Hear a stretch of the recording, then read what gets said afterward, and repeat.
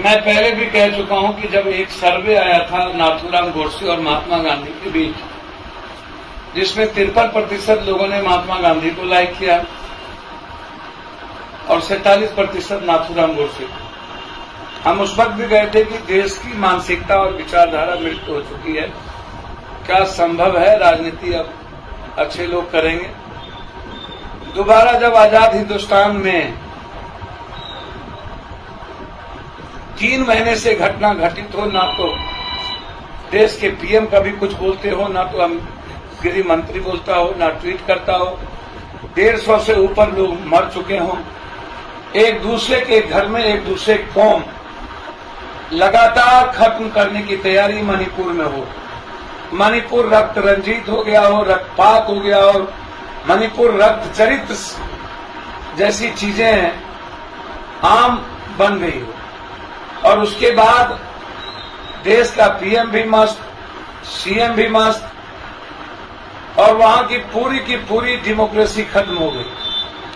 17 दिनों के बाद जिस तरीके से कल रात में वीडियो वायरल हुआ, सैकड़ों लोग 2 अलग समुदाय के बच्ची के साथ नंगे करके 3 घंटे तक लगातार प्राइवेट पार्ट के साथ छेड़खानी करना, उसके इंटरनेट कोर्स करना हाथ से, और जिस तरीके से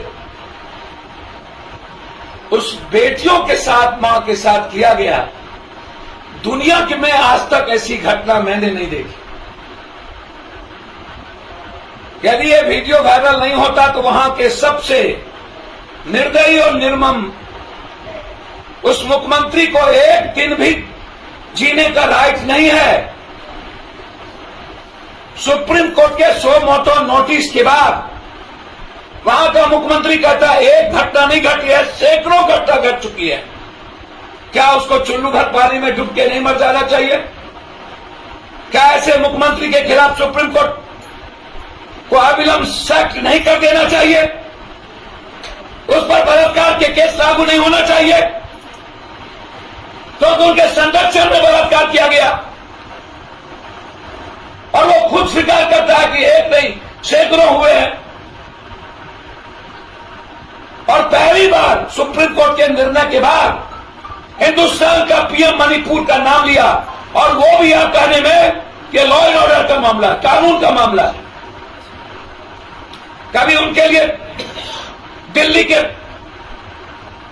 पर बैठी 3 महीना की बेटियां अपनी भीख मांगती रही, रेप की, एक बार नहीं बोले। और अब कहता है इतने निर्मम सामूहिक बलात्कार किए गए उस बेटियों का, हजारों भीड़ के सामने सामूहिक बलात्कार हुआ। आजाद हिंदुस्तान के सैकड़ों साल के नजदीक हम जा चुके हैं। कब यह कानून बनाएंगे सत्ता पक्ष और विपक्ष? ये हिंदुस्तान में किसी की हिम्मत नहीं हो किसी के परिवार और घर की बेटी और मां को देखने की हिम्मत नहीं होनी चाहिए। कब मिलेंगे हम लोग इस बात को लेकर? यह एक बड़ा सवाल है इस हिंदुस्तान में।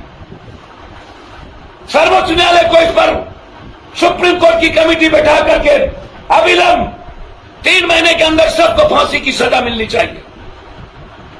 जो सरकार खुद दोषी हो, जिसने मरने और बलात्कार करने के लिए छोड़ दिया हो, उससे न्याय की उम्मीद कैसे की जा सकती है? और जो पीएम खुद कहता हो कि लॉ एंड ऑर्डर का प्रॉब्लम है, और अब छत्तीसगढ़ और राजस्थान के मुख्यमंत्री के से कहता हो कि सब लोग बलात्कार के सवाल पर आप लोग सजग होइए। सही किसी ने कहा था, नरेंद्र मोदी जी आप सिर्फ सत्ता के लिए जाने जाते हैं, चाहे बेटियों के बलात्कार पर हो, चाहे आम लोगों के कत्ल पर। ये नेता कोई भी, और खासतौर पर बीजेपी के और मणिपुर का ये दोनों व्यक्ति, छी छी छी छी छी छी। मैं ऐसे सवालों को लेकर बहुत ज्यादा दुखी हुआ हूं। क्या हम लोग जैसे लोगों को करना चाहिए कि नहीं राजनीति? मुझे एक बात समझ में नहीं आती, जिस देश में नारी को पूजा जाता हो और लगातार निर्भया के पहले जिस निर्भया की घटना पर जिसकी सरकार बनी, जिस नेताओं के चाल चरित्र से पोर्न से लेकर के सेक्स का वीडियो वायरल हो, नेताओं का कोई चरित्र ना हो और बलात्कार जैसी घटना नॉर्मल बना दिया जाए, ऐसे पीएम और सीएम को रहने की जरूरत नहीं है। रिजाइन करना चाहिए नरेंद्र मोदी जी को। और सर्वोच्च न्यायालय को यह सवाल नरेंद्र मोदी जी से भी पूछना चाहिए था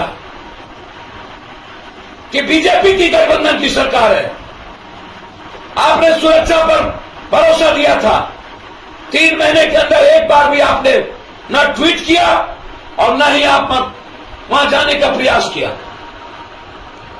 इसीलिए यह सवाल मणिपुर का नहीं है, यह सवाल साउथ और नॉर्थ का नहीं है, यह सवाल हिंदी पट्टी का नहीं है, यह सवाल दुनिया के बेटियों का है, यह सवाल हिंदुस्तान की मां और बेटियों का है। यदि आज हिंदुस्तान चुप रहती है तो आने वाला समय में किसी भी घर की बच्ची सुरक्षित नहीं होगी। निकलना होगा हिंदुस्तान की मां और बहनों को इस सवाल को लेकर।